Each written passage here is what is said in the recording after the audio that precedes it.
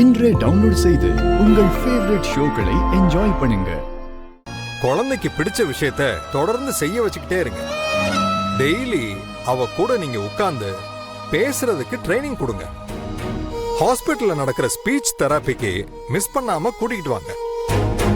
நான் அவங்களுக்கு மெடிசின்ஸ் எழுதி கொடுக்கறேன். அதை ரெகுலரா கொடுங்க. கண்டிப்பா சீக்கிரமா குழந்தைக்கு பேச்சு வந்துரும். இது ஒரு டெம்பரரி டிஸார்டர் தான்.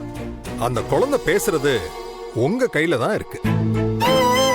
முக்கியமான விஷயம், திரும்பவும் ஒரு மாசத்துக்குள்ள இதே மாதிரி டிப்ரெஷன் சிச்சுவேஷனுக்குள்ள அந்த குழந்தை போற மாதிரி நிலைமை வந்தா அதுக்கப்புறம் தமிழுக்கு நிரந்தரமா பேச்சு வர்றதுக்கான வாய்ப்பே இல்லை.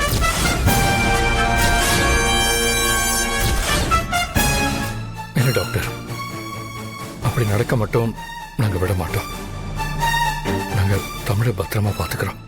அதுக்கு நான் கேரண்டி. எப்பவுமே ட்ரீட்மெண்ட் 50% தான் ஒர்க் அவுட் ஆகும். மிச்சம் பேஷண்டோட இருக்கிற அந்த ஃபேமிலியோட சப்போர்ட் தான் அந்த குழந்தைய மறுபடியும் பழைய நிலைமைக்கு கூட்டிட்டு வரும். பிடிச்ச விஷயங்களை பண்றதுனால மைண்ட்ல இருக்கிற டிப்ரெஷன் கொஞ்சம் கொஞ்சமா குறைஞ்சு நார்மல் கண்டிஷனுக்கு வர்றதுக்கு நிறைய வாய்ப்பு இருக்கு.